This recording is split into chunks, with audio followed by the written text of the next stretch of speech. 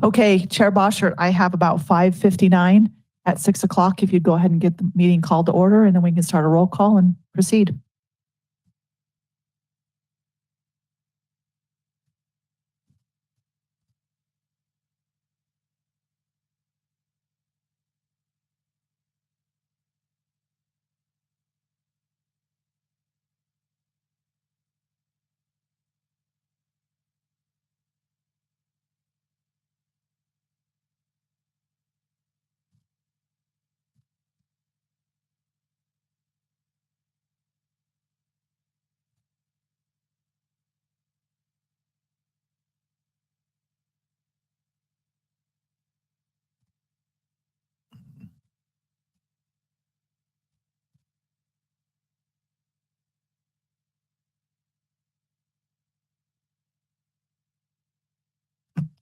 Okay, tonight's meeting is informational only and no action will be taken by the commission.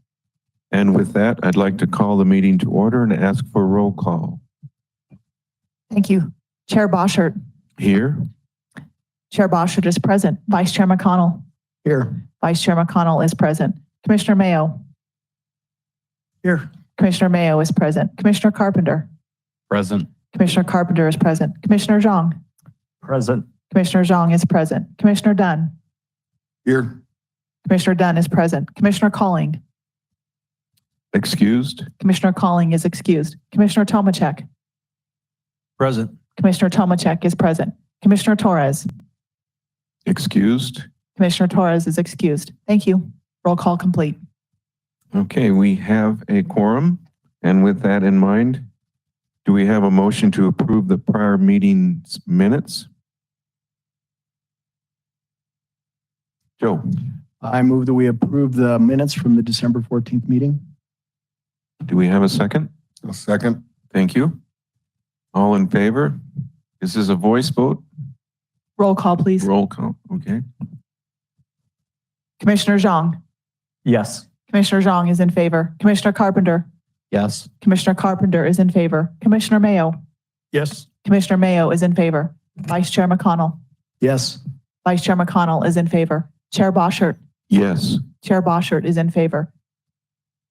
Commissioner Dunn. Yes. Commissioner Dunn is in favor. Commissioner Tomacek. Yes. Commissioner Tomacek is in favor. Vote is complete. And the motion passes unanimously.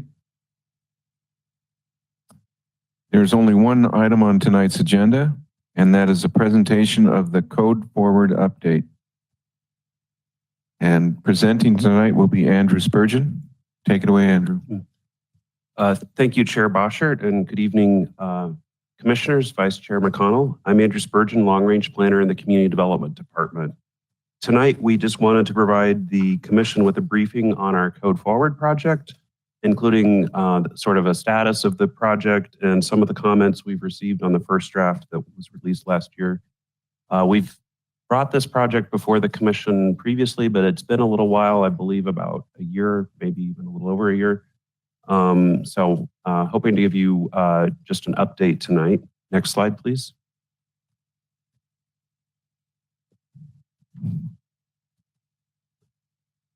The presentation will provide some background information and some policy considerations coming out of recent plans that have been developed in the city, the comprehensive plan, sustainability plan, transportation mobility plan, and then talk about the structure of the code as it's currently been drafted, and hopefully after the presentation have some time for the Commission to give us some feedback so we can refine this as we move forward. Next slide, please. That's just a transition slide. Next slide. Just to review the objectives of this project, we seek to provide complete standards, and when we say that, complete in the sense of filling in the gaps in our existing standards. For example, we don't have standards for office or industrial development. We use our retail commercial standards. That's one example where we're not complete today. Predictable procedures, updating the procedures to ensure they're predictable, they're understandable to the public, applicants, as well as efficient from the Commission and City Council who review and approve plans. Heavier use of graphics. If you've ever spent any time with our current codes and design guidelines. They're not very visual. It's a lot of words. Generally, graphics help convey complex ideas. So that's one of the goals. Tailoring the standards to really think about our remaining land inventory. We're less than 5% vacant land. Most of the larger, easier to develop sites have pretty much already been spoken for, and we have these remnant pieces that have various challenges. So thinking about how we have a code set up to assist with positioning those properties to something that is compatible with the community. Ensuring alignment with the strategic plan, and we're conscious that City Council is currently going through an update process, and we're staying tuned to that. And then implementing the Westminster forward plans, including the proposed comprehensive plan, sustainability plan, transportation, mobility plan, and other things that have been underway recently. Next slide, please. This is a graphic showing the process. This was provided in the agenda packet, so you all may have already spent some time looking at it. This process began with a series of interviews, actually. There were 26 different interviews, different stakeholders, some listening meetings with various groups, including the Commission, City Council. We have a task force who's been our lead in helping staff work through code concepts. We've reached out to specific groups, the Home Builders Association, the Chamber, and others that have expressed an interest.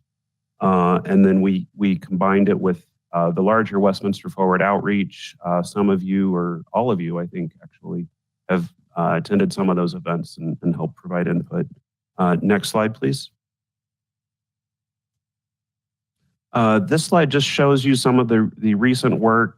This is one reason there hasn't been a huge amount of progress on the code recently, is because we were finishing various plans that are instructive to what goes in the code. So the sustainability plan, water supply plan were completed about a year ago. We did get some updated drafts and put those on the website last summer.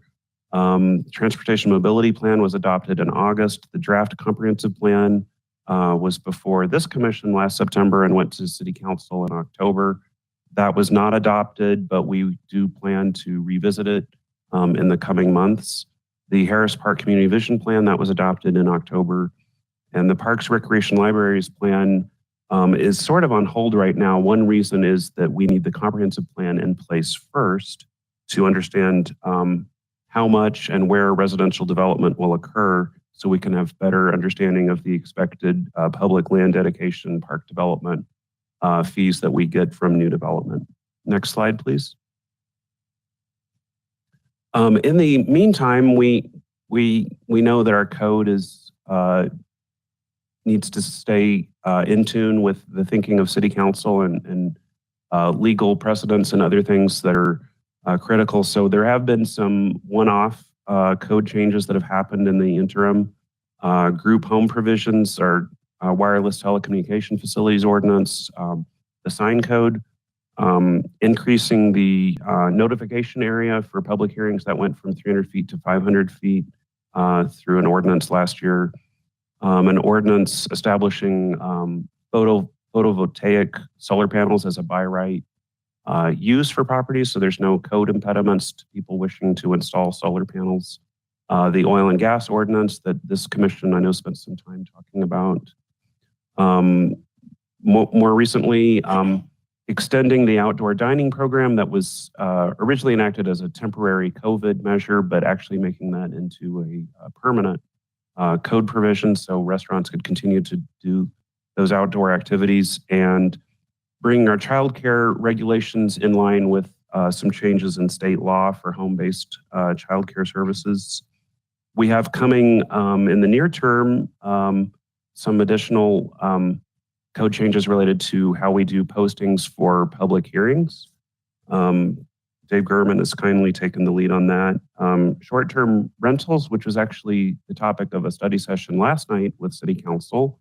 Short-term rentals, when we say that, we're referring to the Airbnb, VRBO type of uses.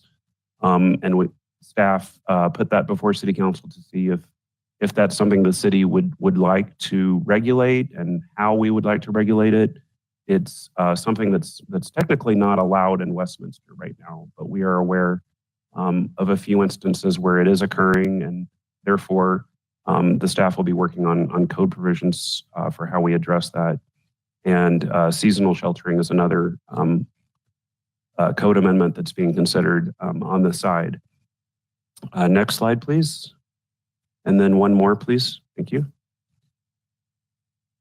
This slide just shows the Westminster Forward themes. I think you all have seen this more than once. I won't spend too much time on it. Curtis, if we could go on and click the animation once.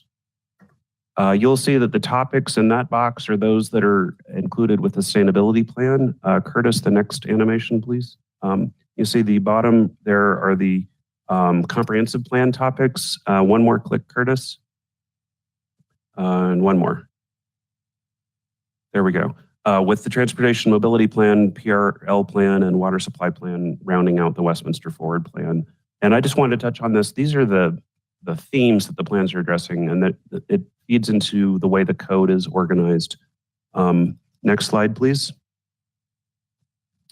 I wanted to mention that should the proposed 2040 comprehensive plan not be adopted, we actually have policy statements in our existing comprehensive plan that was already calling for code changes and design guideline changes, really to keep up with the way our city's changed over time and new development typologies. Next slide, please. I won't go through all of these, but basically in the next few slides, I'm going to summarize those areas in the Westminster Forward plans that talk about code changes. So here, starting with the land use and development Westminster Forward theme, it's a lot of it is similar to some of the statements in the existing comprehensive plan about ensuring that there's appropriate standards for different types of uses, a recommendation to better align zoning with the comprehensive plan, and ensuring activation of focus areas and activity centers, which are the mixed use areas in the comprehensive plan. Next slide, please. The land use and development theme in the comprehensive plan also touches on sustainable design principles and additional policies about ensuring integration of parks and open space and natural areas within the built environment, and some new topic areas related to stormwater, water quality, riparian habitat in our creek corridors. Next slide, please.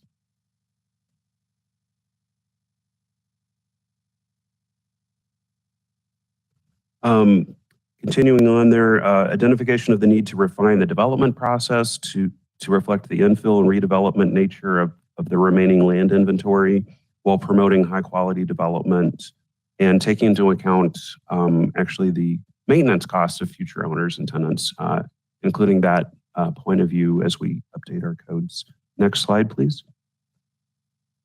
Mobility and connection policies aim to improve the linkage between land use and our transportation network and ensure that there's appropriate connections between new development and the transportation network. Next slide, please. Health and wellness policies seek to better link new development with our parks and open space system, but also there's new content relative to food access and crime prevention through design. Next slide, please. The economic resilience policies relate to land use and development with further discussions about placemaking for mixed use areas. And again, that need to have complete standards for different development typologies. Next slide, please. Housing and neighborhoods policies remind us of the need that we need to be sensitive to established neighborhoods and the evolving housing needs of the city's changing demographics, including the aging population, as well as we know that there's intergenerational households and the need to connect housing with the appropriate municipal services. Next slide, please. Utilities and resources reminds us of the need to carefully plan limited water resources, ensure good stewardship through green infrastructure and floodplain protection. Next slide, please. Talking about the sustainability plan has some content that's similar to the comprehensive plan, but it's a little more focused on short or midterm actions to support those strategies identified in the plan. Next slide, please. Sustainability plan has more discussion on waste management, additional actions on multimodal transportation, and the need to support electric vehicle infrastructure. Next slide, please. Sustainability plan also has actions relative to landscaping to support biodiversity and enhancement of the tree canopy. Next slide, please. Finally, the transportation mobility plan takes a deeper dive into that topic area with specific actions relative to different types of transportation as well as appropriate parking requirements. Next slide, please. And one more, please. I just wanted the Planning Commission to stop and reflect on really what we're solving for at this time. By our most recent calculations, 4.8% of the city's land area is all that's left. That's about 1,033 acres. Those are shown in the red areas on the map embedded on the slide. We anticipate some redevelopment. Those are shown with the yellow stars. If you think of places like the Brook Hill Shopping Center or up in the Promenade area, we anticipate some degree of redevelopment, but we don't expect that to be citywide. All over town, we wouldn't expect that level of redevelopment. Taking that vacant land statistic, if we assume that the Uplands development proceeds and builds out, that would leave us with 3.7% of the city's land area vacant, about 800 acres remaining after that. Next slide, please.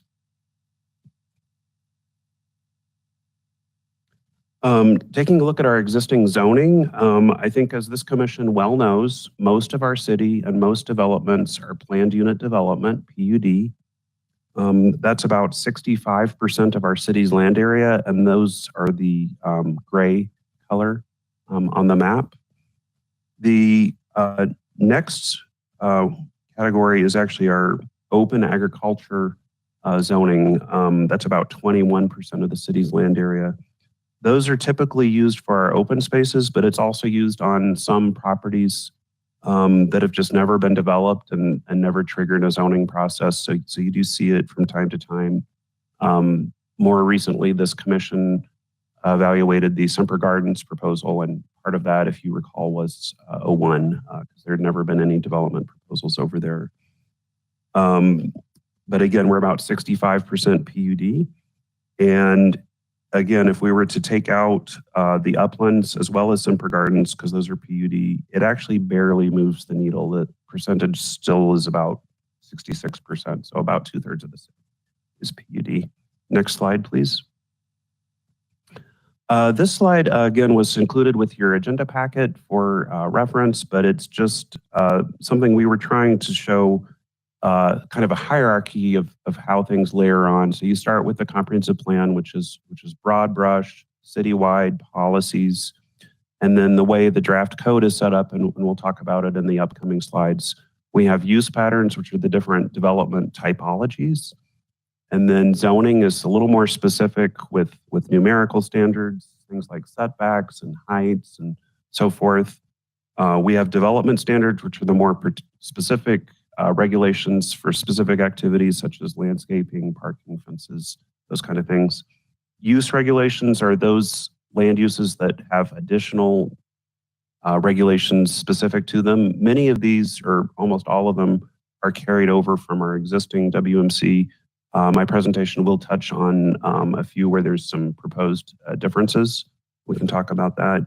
And then, of course, the procedures, which are the avenues to entitle development and allow for public participation and review by the Commission and City Council of development proposals.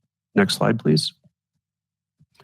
This is kind of a related slide, but the draft code really uses the concept of neighborhood scale considerations, site considerations, and then the vertical improvements on a site. So neighborhood to site to building is kind of the hierarchy, the way it's been set up. Next slide, please. I'm going to go on and start talking about the use patterns. Something that I think I failed to mention was some of you may recall that we had a consultant working with us. we have parted ways with that consultant, and for now, staff is leading this work. Just wanted to put that out there. So looking at our use patterns, on the left side, you'll see basically with our existing design documents, we have today single-family detached, attached, senior housing, multifamily, traditional mixed-use neighborhood, and retail commercial. That's it. The proposed, and I've kind of highlighted in the teal color there where we're doing additional things. We're expanding that to different types of single-family, mixed housing, different types of commercial retrofit where you have an existing shopping center where you're coming in and creating new buildings within a site, and then appropriate provisions for different types of employment land uses. Next slide, please. This is an example from the use patterns. This is the neighborhood center use pattern. Let's go on and click once, please. First, each one will tell you the permitted building types, which have associated standards, and we'll talk about that. One more click, Curtis, please. And then basically it's a menu. When you find your use pattern or for the type of development you're doing, you get this sort of cheat sheet of applicable code provisions to go to.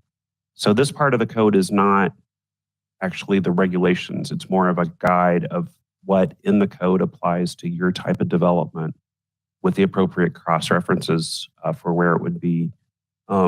Ideally, we'll get this set up so that there'll be hot links and you can just click through it and it'll take you to those different code sections. Next slide, please. Moving on to zoning.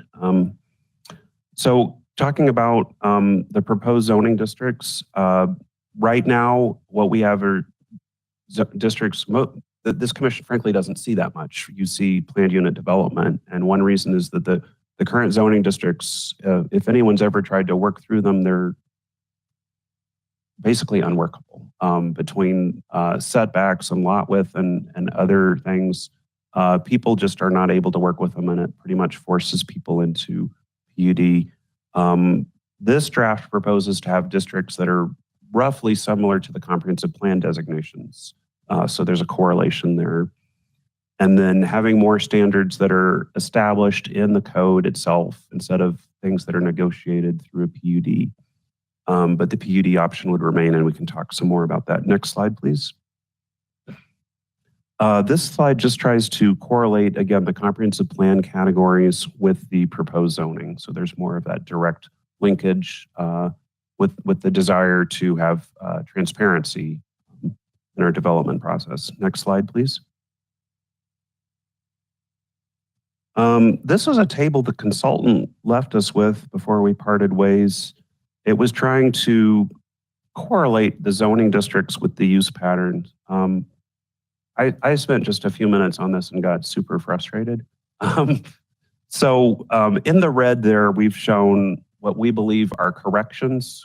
We think the table that we were left with was, I almost wonder if everything was like off by a column or somehow it got confused because it didn't really make sense. So we've come back. This is one of many things staff is working to update with the document the consultant left us with. But the concept is good, and we can work from it, is to, again, correlate the different types of use patterns with what the associated zoning might be. Next slide, please. Again, in the context of zoning, I'm going to start with a residential example. Curtis, if we can click the animation. First of all, each of the different zoning districts has one of these tables with the numerical standards as shown, the density, lot width, and building height, setbacks, etc. And there's numbers. Nobody picked up on this, including myself, and the consultant never told us, but the graphics have little numbers on them. Those correspond with the numbers on the table. So it's actually a pretty clever thing. It was not well communicated, but it's actually pretty clever. So that's good. One more click of animation, please. Amenity space is a new concept in terms of tying it to zoning. Right now, we require a blanket 4% of the site. This is proposed to have something that's more scalable, starting with 400 square feet per dwelling unit for for developments of 20 units or greater. Next slide, please. With a commercial example, again, having the visual representation in the graphic with associated numerical standards in the table. All the zoning districts will have that. Next slide, please. The code does propose to keep planned unit development as an option, and it provides this menu essentially of the various development standards that could be modified by means of a planned unit development. So it would remain as an option, but it wouldn't be a requirement to the extent that it is today. That's a change we're looking at with this draft. Next slide, please. And let's go one more. Thank you. Development standards is the next chapter in the code, and these are the things that are specific to a site, such as the allowed buildings, the fences, landscaping, stormwater, et cetera. One of the things, if you look at each chapter of the draft code, the topics are organized alphabetically, and that may be worthwhile, I don't know. But that's the way it is right now. Next slide, please. So starting with the building types, again, each generalized type of building has unique standards with it, and those will be tied back to the use patterns. So you'll know you have this use pattern that allows these building types, and these building types have these standards. This needs a lot of work, but I think it is something good that we can work from. Next slide, please. Like the use patterns, the building types each have a menu of standards that are applicable.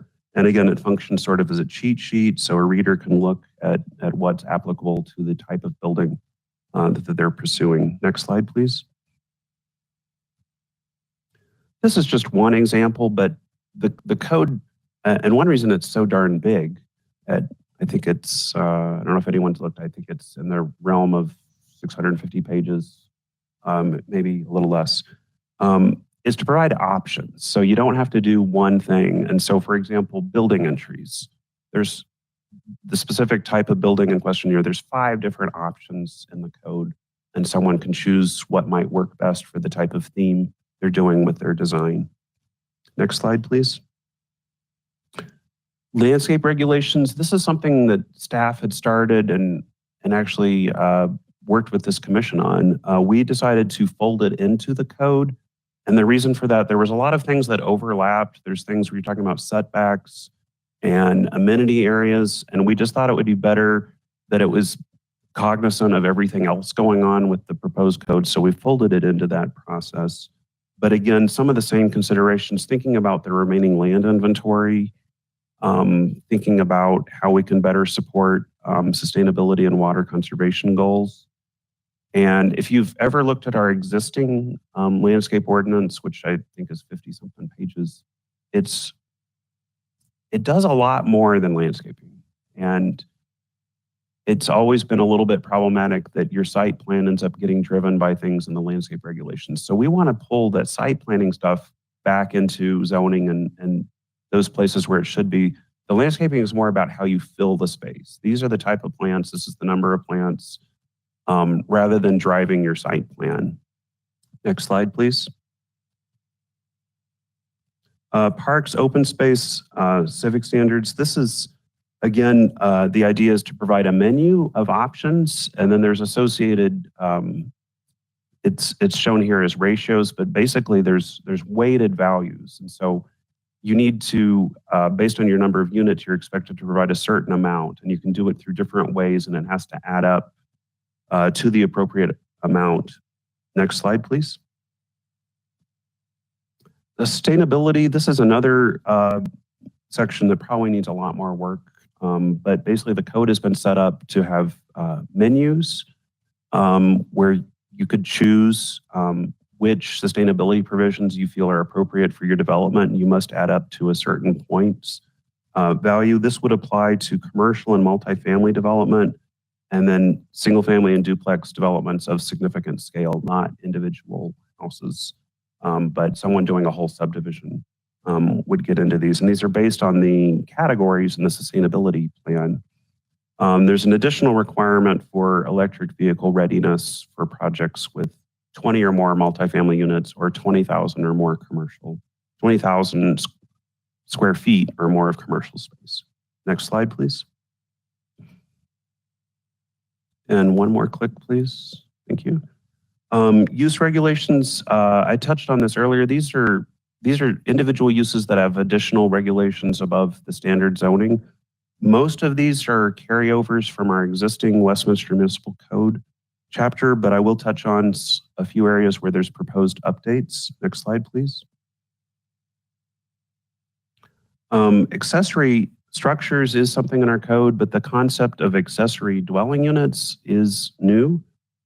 This is where a lot would have an additional dwelling unit that could be rented out potentially.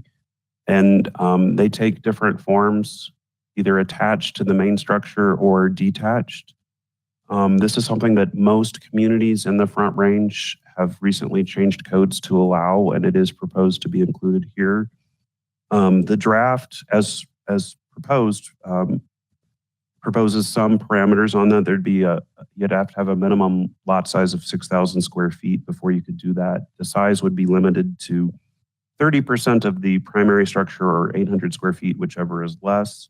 You would still need to meet all the zoning standards such as setbacks and heights, parking, etc. And the draft also proposes some spacing standards to prevent saturation. So there'd be limits on, you couldn't have them across the street from each other within 150 feet, and they couldn't be on the same block within 300 feet. So it's kind of a way to ensure that no one area gets saturated with these things. Next slide, please. This is also a very new concept, and I think staff is frankly still wrapping our arms around this. The draft proposes something called adaptive reuse, which should provide a degree of relief from some of the regulations for buildings that are abandoned or which are declared historic landmarks. There would be some relief on height, landscaping, parking, and park amenity space. And the idea is to facilitate some of these abandoned buildings into new uses. And the example that I thought of was the Midland building down on Irving, north of 72nd, which we've recently have a proposal for, and that's, you can see sort of the before and after here, ways to help reposition some of these obsolete buildings. Next slide, please. Auto-oriented and convenience uses. I know this commission has had some lively discussions on what we do with gas stations and those type of uses. This code doesn't by any means seek to prohibit those, but again, thinking of what are the appropriate standards to address the impacts in terms of the interface with the street. Vehicle repairers proposal for a minimum lot size of 1 acre so that you don't get one of these sites that's really tight where the cars are crammed in there. For car washes, and ensuring there's adequate queuing space for the drive-through, and that there's sound buffering for vacuum equipment. For convenience stores, ensuring that there's appropriate crime prevention through environmental design measures. For example, having the cashier position so they can see out to the pumps without obstructions. For drive-through uses, ensuring that they don't dominate streetscape, and carrying over our existing spacing provisions for gas stations. Next slide, please. And one more, please. In terms of the comments we got on the draft that was put out last year, quite frankly, the overarching theme was that it was too complicated and too urban. And staff shares that point of view. And so we have work to do. But it is giving us something to start from, at least. There was also some concerns about having to jump around too much. And we've heard some feedback on some ways that we could make this a little more concise and user-friendly. Some of the maximum building sizes associated with the zoning could be problematic, so we need to go back and look at those. A lot of the concepts in the code are promoting what people call building forward, which is keeping a building close to the street and lessening the impact of parking. We're not sure that's always going to be desirable. There's probably going to be cases where that makes sense and other places where it's not. So I guess we want to be careful before we make an across the board rule without really thinking about it. And some related things, there's some limitations on blank walls that maybe make sense from an urban design point of view, but we're not sure, again, that they always make sense. You may have a large industrial site that's not visible from a street where it may not really matter if the industrial use has blank walls. And similarly, the front entries, obviously on a neighborhood type street, it makes sense to have your entries facing the street, but the code we think was a little too rigid in having those entries always facing the street. Again, we're not sure an across the board approach is appropriate. Transparency is another thing. You may not always want so many windows. There's certain uses that you may not want to see inside industrial, for example. Maximum block length, which was something in there, again, that's something in commercial and industrial settings may not be workable. And then another general theme that we probably need to spend a lot more time thinking about is, given commercial infill, for example, at one of the shopping centers over here, someone wants to build a pad building. That's really defined by what's already out there, the existing driveways and parking and circulation, utility placement. And so being cognizant of that type of infill that we have in Westminster, it needs to be more, I guess, considerate of that it's not always going to be the ideal situation. Next slide, please. So we've kind of spent some time with the draft and obviously identified a number of concerns, things we need to spend some more time on. We're proposing, given that it's just kind of unwieldy to work with the whole thing, some breakout groups where we get into more specific topics, one of which may be the actual organization of the document. Jacob Kaza, one of our senior planners, has some interesting ideas on how to restructure it in a more user-friendly way. We'd like to talk about building materials. There seems to be some greater awareness of why that matters after the Marshall fires.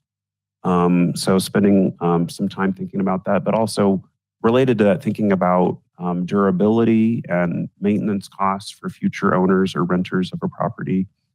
The accessory dwelling units probably need some more eyes on it, thinking how that might play out. Inclusionary zoning is not something included in the draft. That was something that was, let me back up. Inclusionary zoning is, well, it's hard to explain. The concept is that you would require a certain number of affordable units or a percent of affordable units with a residential rezoning or land use change. This is something that was not legal in the state of Colorado until last year. Some communities in the area have rushed to incorporate this into our code. This is not something in our draft. This is not something we're not sure is even appropriate yet. But we think it's worth having a conversation to see if that's something we would want to go to. The sustainability menu, that's another one. It needs some more eyes on it. Landscaping, food access, and frankly, if there's other topics the commission thinks, hey, staff, you need to spend some more time on this, we would welcome that type of feedback. Next slide, please. So again, we'll have those topical discussions and then hopefully come back with an updated draft that's more usable, more appropriate for Westminster. At the point that we have a better draft, I think is when we would start going back out to the public for some engagement. We envision a period of what we're calling testing, is where we would take the draft code and actually process some ODPs. Hey, what does it look like? Do we have the same result? Do we have a better result? Do we have an inferior result? And then what do we do with that? And then, of course, a legal review, and then bringing it forward to this commission for recommendation, city council for adoption. It's going to be a while. before that all happens, but those are the general steps. Next slide, please. That concludes my presentation. Oh, go back. That concludes my presentation, and I would welcome any feedback you have. Again, we think a lot of work needs to be done, but staff doesn't want to be the only ones having strong opinions. We would welcome anything this commission has to offer us to help us get this thing to a better place. Thank you, Andrew. And do the commissioners have any questions or discussion they'd like to bring up at this point? Richard. Thank you. I've been taking a lot of notes, and it looks like they kind of tie together a little bit. We've done a lot of talking, or you've done a lot of talking about ADUs type things, multifamily, single family, the way they were all broken out. And if I remember back from one of your earlier slides, there's 4% of the city that's still buildable. Okay, so we've got this whole thing that my myopic view is dealing with 4.8% of our land, because what's already out there is running amok. And, you know, for the ADUs, the multifamily and stuff, you can go to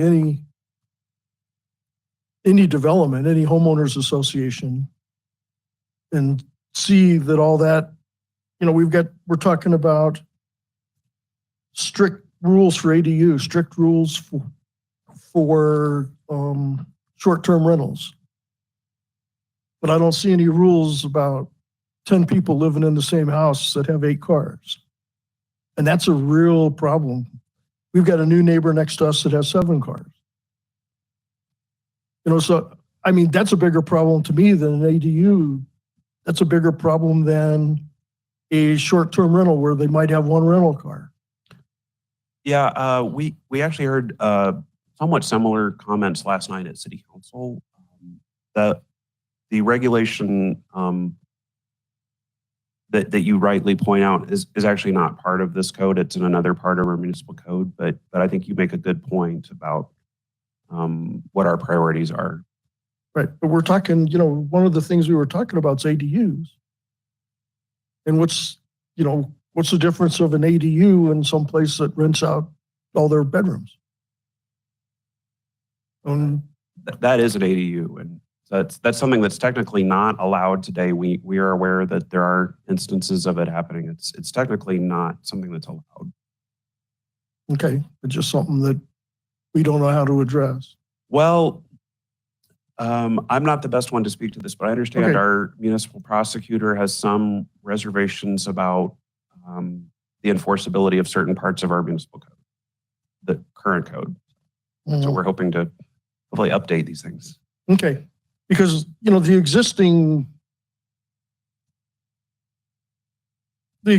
rules that we use a lot for car counts, how many parking spaces we need. And I know we talked about this, you know, a couple meetings back for different developments as to how many cars, you know, how many parking spaces a development needs. But the way these neighborhoods are morphing and the way these multifamily units are morphing and apartment buildings are morphing, I don't think those numbers are even close anymore. You know, you could go through our neighborhood right now and everybody will have 2 cars in the driveway and there won't be a single spot on the street to park. You know, so whatever rule was in place to decide how many parking places they have, and if you look at apartment buildings and condos, you know, the bike lanes are basically just parking lots because there's no room to park. So they all park in the bike lanes. So anybody that tries to use the bike lane is out of luck.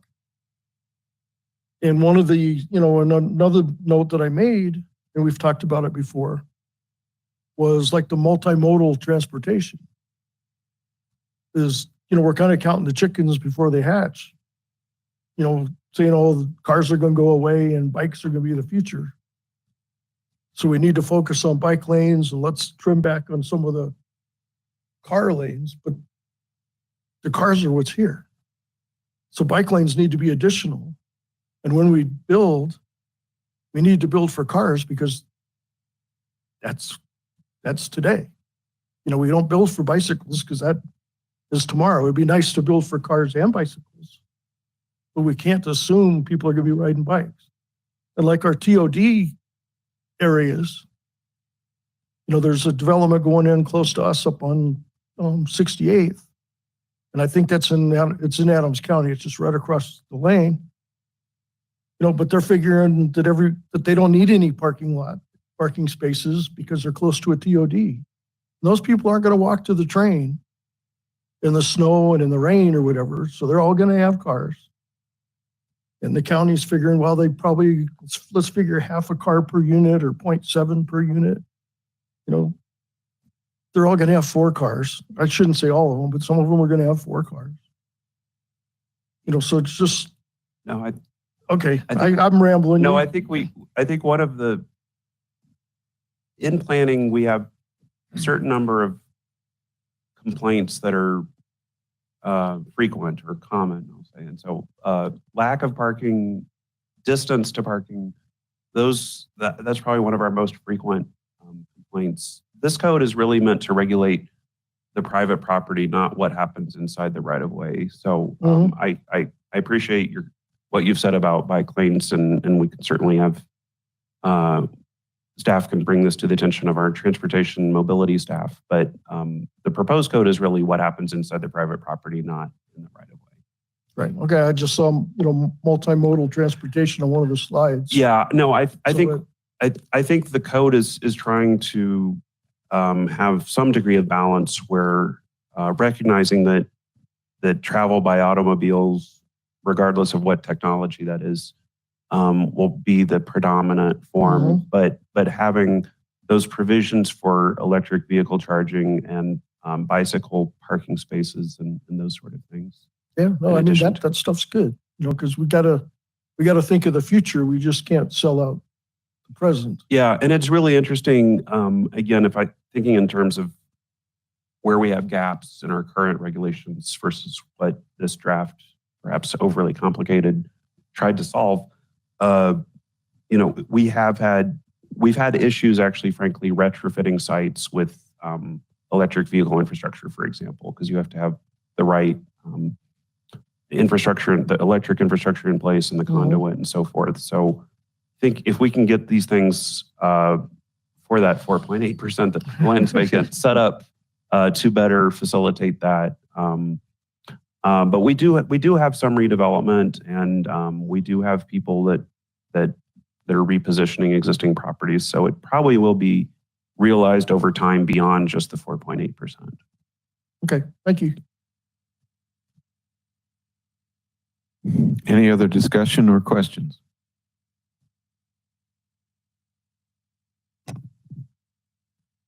Going back to the beginning slides, you indicated that the comprehensive plan hasn't yet been approved. What's the holdup, since we're not all sitting on city council meetings and all that? I believe there was so I took it to them. I was before this commission in September of last year, when I went to city council in October. I think there was a sense that with an election coming, they wanted to let the new city council leave their imprint on this long-range plan for the city. So we took it to council. We had the hearing and heard a lot of testimony, but it didn't pass. So it kind of was left for the new council. The new city council seemed to have water as their highest priority, and understandably, there was a lot of community feedback on that topic. So they've spent a lot of time, and for those that have listened to council, they've spent a lot of time talking about water and ultimately approved a revised rate structure in a recent meeting. City council also spent some time, as did this commission, with the uplands. I think at went over with city council 3 nights, 4 nights. It felt like a lot, whatever it was. So my sense is now that city council's kind of gotten to where they're a little bit happier with water. They're now ready to move on to their next issue, which seems to be growth and development. And the comprehensive plan is part of that, but there's probably some other things they're going to take on as well. That same slide mentioned seasonal sheltering. I've not heard that term before. What is that? That's something that we have staff in our Parks, Recreation, Libraries department that works in the arena of human services. And so one thing that I believe the faith-based community has approached staff about a desire to provide sheltering during extreme weather events for those who are unhoused. So that's a separate process that's been undertaken to go through. And I'm actually haven't heard about that initiative in a while. I'm not even sure that's something they're still working on, but that's something like the short-term rentals, those are having their own individual conversations separate from the larger code project. But sort of long-term, that doesn't really impact this master plan. It would be assuming that ordinance was assuming an ordinance was brought forward and approved, it would be eventually plugged into this code. As far as organization goes, has in reading through the sort of table of contents that you gave us, it seems a little disjointed, not just from the development rules, but for the process part of it.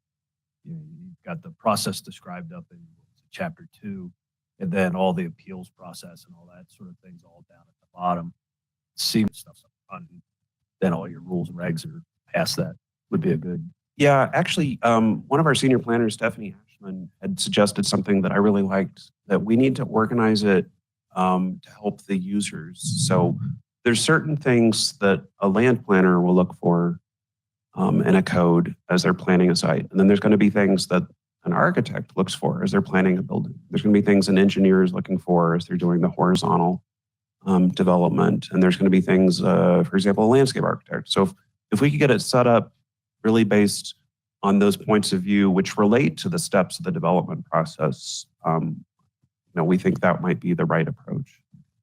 As far as sort of adaptability of the whole thing goes, I've seen other communities across the country have sort of the main document available to them, and then take some of the things are going to change over time and perhaps relatively quickly, and make those policies that you attach to the back. That saves you from perhaps having to go through 3 different commissions and the main council to get approval for changes. And it gives you a little more legs to adapt as things go. Yeah, I think we might have to think about that. But we have had some similar conversations about what's actually in code versus what are like policy documents that would live separately. Although on the other hand, the concept of the unified code was that you wouldn't have to, currently people have to navigate between 8 documents, and we were trying to get people all into one place. So that's the balance. Usually those policies become appendices to the document. Yeah, that's an interesting way of organizing it. And I might have to think about that. Yeah. Then as far as the sort of the document itself goes, are there jumping off points included in the text so far to take people over to the roadway and planning sections and over to the fire code and those kinds of things? Some, but I think there could be more. There could be more. The good thing is that we have had tremendous participation from the different departments in the city. So our utilities, fires, parks, recreation, libraries, they've been at our task force meetings and they're thinking about these things. And if Westminster staff, they're usually not afraid to speak up and put us in our place. So I know the fire chief rather well. Yeah. He's trained his folks. really good at that. I'm glad you picked up on wildland fire. I was going to bring that up even regardless of the marshal, given the stuff that happens out there on the west side of town and up on the north side. The adaptive reuse part of that, I'm not familiar enough with the rest of the city charter and all that sort of thing. What do we have set up for historic properties? Westminster does historic preservation, John. I would say they do it very differently than other places I'm familiar with. The actual declared landmarks are all owned by the city. So we have, there's a historic preservation board that's staff, the Parks Recreation Library staff. They manage those buildings as they do other city-owned buildings. So as compared to some of the other cities I've worked in where we have individual, homeowners that want to come in and change their windows and you have to go through this whole process. We don't really have to deal with that in Westminster because for now, our declared landmarks are all city. Is there any attempt in this document or any others to sort of establish not really landmark properties, but sort of anchors in different parts? No, the historic preservation is actually a separate part of municipal code and it's not included in the scope here. Okay. That's all I got for now. Thanks. Andrew, I had a quick question. You mentioned several upcoming drafts. When do you anticipate the next draft of this document? Not soon. Okay, so a year away? No, not a year, but probably not till the summer. Okay. I would think this summer. I learned, this is only Tuesday. It felt like a long week, but this is Tuesday. I learned yesterday that we are bringing the comp plan back to city council. And so that's going to be actually going to take my highest priority. The code is kind of my second priority. And so we'll keep working on it. I want to move to those topic breakout groups and probably assign individual planners to lead those separate topics and then bring stuff back together later this year into an updated draft. Okay. And my other question is, I saw several times single family curvilinear. What is that? The consultant, it kind of makes sense, but it's kind of weird too. The consultant basically tried to separate our more suburban parts of the city that have cul-de-sacs and curvy streets, your more modern subdivisions, which are most of Westminster, from what the consultant called single family traditional, which are your older parts of town that have more of a gridded street pattern, perhaps a greater mix of housing types. And so the approach, and I think it was generally appropriate, was to, okay, let's let those areas continue to be kind of funky and mixed, and let's let these other areas continue to be the way they are, a little more structured and rigid. And so that was the thinking, so that we're not trying to apply one set of single family rules to those very different types of neighborhoods. I agree that it's appropriate. Thank you. Any other? Commissioner. Sorry, I'm drawing a blank. Carpenter. I could get the first name. I couldn't get the last name. It's okay, Mr. Chairman. Thank you. Just a couple of questions. 32. No, I'm kidding. First, I think 41 is the record. 41. Okay. Not from you, but Not from someone on council.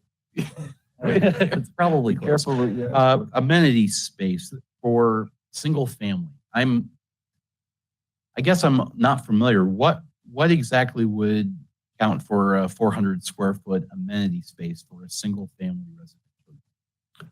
That's a good question. The idea is that you could have a common area that's 400 square feet per unit. So if you had 100 units, then you'd have, probably better at math than I am. Yeah. 100 times 400. 400. You get to a certain thing. As of right now, our rule is 4% of the net site area. So you're not saying for a single family residential house that you're going to have 400 square feet for an amenity area. This is for multifamily. Because in the presentation, it seemed like you were doing it for single family residential, and that's why I was, Right, a new single-family subdivision, which there won't be a lot of, but Correct. that's, and there was a threshold of 20 units or more. So a very small subdivision wouldn't even get to that requirement. But a subdivision of 20 or more units, you'd have a common area of park, for example, there'd be 400 square feet per unit. So it's to have it scaled to the size of development. But 400 square feet was kind of an arbitrary number. Staff actually developed that number. This was one of many areas of frustration with the consultant, but we were kind of like, what's a decent number for a family to play in? And we're like, okay, 20 by 20 feet is 400 square feet. That's where it came from. okay. So we're not talking about land that's on that exact site. You're talking about a park that's associated with the whole development. Right. Okay, that makes sense. I was trying to figure out where the 20 by 20 square in my property would be for the, Right. and that doesn't make sense.